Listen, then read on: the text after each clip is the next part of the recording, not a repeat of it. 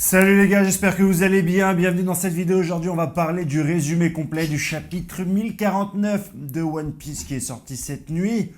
On est le matin, je sortirai très certainement cette vidéo vers 18h. Mais avant de parler de ce résumé complet, bien sûr, je vous rappelle pour la troisième fois consécutive que lundi 16 mai, je serai en live à 21h sur ma chaîne YouTube avec Monsieur Ryo Sensei, les gars. Le 16 mai, Ryo Sensei, les gars, qui viendra directement répondre à l'intégralité de nos questions, mes questions, tes questions. Il va nous parler de toutes les théories qu'il a réussi à rentrer depuis le début de One Piece. Il va nous parler des rapports de puissance, notamment du cas de Dracul Mihawk, de Akainu, et puis on va aussi lui poser des questions sur, voilà, toutes mes théories les plus loufoques les unes que les autres. D'ailleurs, il y a une de mes théories qui est invalidée avec le chapitre d'aujourd'hui, mais j'en ai encore plein d'autres en stock, et voilà, j'ai envie d'avoir son avis. Est-ce que c'est éclat au sol? Est-ce que ça ne l'est pas? Tout ça, grâce à vous, les frérots. Encore une fois, je vous remercie, les gars. Sans vous, je ne serais certainement pas ici. Je ne serais pas dans les hautes sphères de la piraterie. Je n'aurais pas été capable d'inviter Ryo Sensei, les gars. C'est le travail consécutif de nous tous. Vous êtes un peu les villageois de Wano Kuni qui, grâce à leur lanterne remplie de pouces, participent à l'évolution. Rising of my chain. Merci beaucoup, les gars. Merci beaucoup. Super chapitre, dernier chapitre, énormément de choses à dire dans le dernier chapitre. Un chapitre qu'on attendait depuis maintenant 1 an et qui va traiter de la défaite de Kaido. La défaite de Kaido parce que les images, je les ai vues, sont assez saisissantes. 2 doubles pages pour le coup final de Luffy. Mais avant ça, conformément à la volonté de certains, on va avoir un petit flashback avec Kaido qui va nous donner quelques informations. On aura grosso modo 4 pages de chapitres. Je ne vais pas encore revenir sur le fois que certains voulaient un flashback fleuve, 3, 4 chapitres de flashback, etc. Je ne vais pas revenir sur le cas qu'on n'a jamais eu de flashback prédominant comme ça en fin de combat sur un personnage, bien sûr. Ceux qui l'ont compris, l'ont compris. Ceux qui veulent pinailler dans les commentaires, cet espace est fait pour vous, donc carrément exprimez-vous. Dites dans les commentaires que non, on a eu des flashbacks de Rob Lucci alors que c'est faux, qu'on a eu des flashbacks de Doflamingo alors que c'est faux. Vous avez le droit, ce n'est pas interdit de mentir, ce n'est pas interdit de raconter n'importe quoi. L'espace commentaire est fait pour vous. Allez-y. Le deuxième point crucial de ce chapitre, c'est bien sûr l'interprétation de l'interview d'Eiichiro Oda que je vous ai présenté directement dans ma vidéo d'hier et d'avant-hier, où Oda avait dit qu'il ne finirait pas Kaido sous un coup puissant. Là aussi, si tu es de mauvaise foi et que tu estimes qu'un coup du Haki n'est pas un coup puissant, ou qu'un coup de Luffy Gear 5 n'est pas un coup puissant, va dans les commentaires et exprime-toi directement. Dis que non, Oda est resté cohérent depuis 2018, que cette interview ne veut rien dire et qu'en fait c'est pas un coup puissant qu'on a, c'est un coup magistral. Tu peux le faire, tu as le droit de le faire, c'est pas le bac de français ici, je ne vais pas te noter, je ne vais pas te juger, lâche-toi. Franchement, en ce moment mon délire c'est de lire la plus grosse connerie dans mes commentaires, donc vas-y mon gars, fais-toi plaisir. Pour les autres, et pour en ce qui concerne les faits tangibles et intelligibles de ce chapitre, on va avoir quelques explications concernant le comportement de Kaido. Généralement, un flashback, ça sert à ça. On va notamment voir que Kaido vient du royaume vodka. Et c'était un guerrieros à l'âge de 10 piges, et il était maxi chaud. Il niquait un peu la rhum à tout le monde. Le roi Kaido s'est dit, dans le monde où on vit, c'est quand même assez intéressant d'avoir un soldat de ton niveau, parce qu'en fait, on doit payer un tribut au dragon céleste. On doit payer une taxe, un peu comme l'État. Tu vois ce que je veux dire? Donc, a priori, Kaido devrait être un personnage important pour l'île Vodka parce qu'il sait se pétard.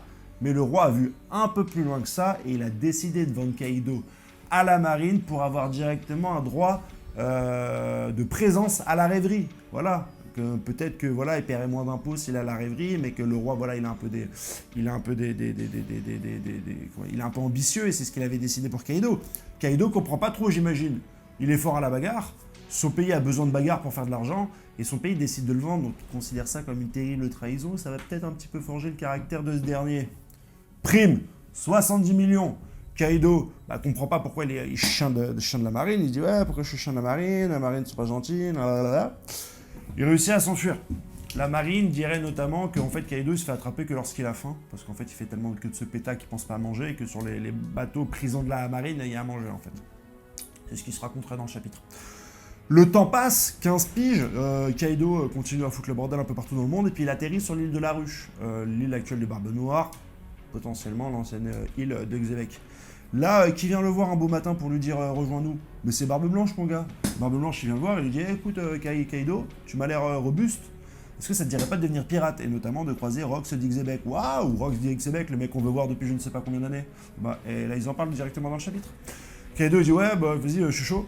Big Mom, elle dit aussi un truc du style la vallée des rois, je ne sais pas. J'ai pas compris ce passage, mais pas si. Et on revient un petit peu dans le présent, et Luffy va s'affronter comme ça à Kaido, la patate finale, tu connais un petit peu, on se regarde, etc. Et Kaido va lui dire qu'est-ce que tu veux faire comme monde suite à cette grande bataille? C'est toi qui deviens le chef du monde. Et Luffy il a dit je veux un monde où personne ne meurt de faim. Boum! Kaido qui se fait emprisonner que quand il a faim, les habitants de Wano qui ont la dalle mais qui ne peuvent pas manger, tu vois un petit peu. Tous les axes, les planètes s'alignent un petit peu, tu vois ce que je veux dire? C'est cool, t'as les 4 pages. T'es content. Le coup final en lui-même a l'air de confronter Kaido avec sa forme magma, le surplus de flammes autour de lui, face à un Luffy qui est dessiné avec des trames beaucoup plus foncées que le Luffy Gear 5 qu'on avait. Est-ce que le magma attaque directement la peau de Luffy, parce qu'il a la peau noire? Enfin, il y a des reflets noirs directement. Ou est-ce que c'est une forme du Haki? C'est complètement revêtu d'Haki en plus de sa forme Gear 5, je te laisserai me donner directement ton avis là-dessus, et là honnêtement ça m'intéresse, je sais pas vraiment, mais en tout cas voilà, Luffy commence à écraser de plus en plus la sphère de magma autour du réel dragon Kaido qui commence un peu à s'effioler. On a un tour directement dans le château, on voit l'intégralité des personnages, avec un Oshinigashima qui semble tomber. Les flammes de Kaido n'existent plus, Momonosuke essaye d'en faire tant bien que mal, en toute urgence, pour sauver un petit peu Onigashima. Tu vois ce brave Denjiro prendre dans ses bras Yori parce qu'il s'est débarrassé de Roshi. Tu vois encore une tête de Roshi. Roshi est encore là dans ce chapitre-là. J'espère qu'il n'a pas réussi à la sauver. T'as un membre du CP0, tu sais, celui qui a fait une prière à son pote en se tenant le chapeau. Il se casse. Donc très certainement que la marine va très vite être au courant de ce qui se passe sur Onigashima. Les habitants de la capitale des fleurs libèrent finalement leur ballon. Luffy commence à charger vraiment sa dernière attaque sur la gueule de Kaido. Ça fait une boule d'énergie de plus en plus puissante. Kaido a un autre flashback. Et décidément, on n'arrête pas. Hein.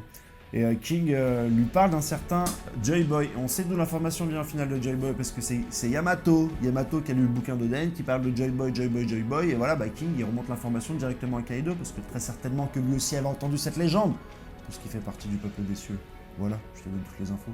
Au cas où tu l'aurais oublié, n'hésite pas mon gars, on est là pour ça.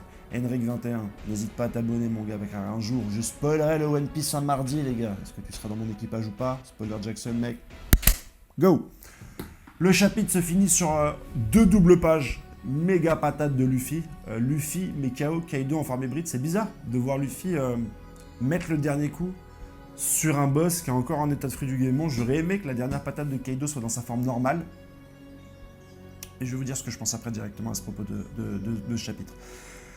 J'aurais aimé une fin différente. Kaido tombe à une vitesse vertigineuse. J'ai l'impression qu'il pète le sol parce qu'on a une page où on voit au sommet une espèce de dragon blanc, mais je crois que c'est la marque par laquelle Kaido a traversé le sol, et je crois que Kaido s'enfonce dans les profondeurs de Wano Kuni. C'est l'image que j'avais. À toi de me dire, c'est un peu brouillon. En plus, entre Kaido déformé par la douleur et Momonosuke qui aussi s'écrase avec Wano Kuni et avec Onigashima qu'il arrive quand même à tenir et à se faire déposer en douceur juste à côté de la capitale des fleurs, Kaido, j'ai l'impression qu'il pète le sol et qu'il rentre directement dans le sol. À la fin, Momo, il tombe aussi en forme dragon. J'espère que la semaine prochaine, on va avoir la forme déjà de Momonosuke.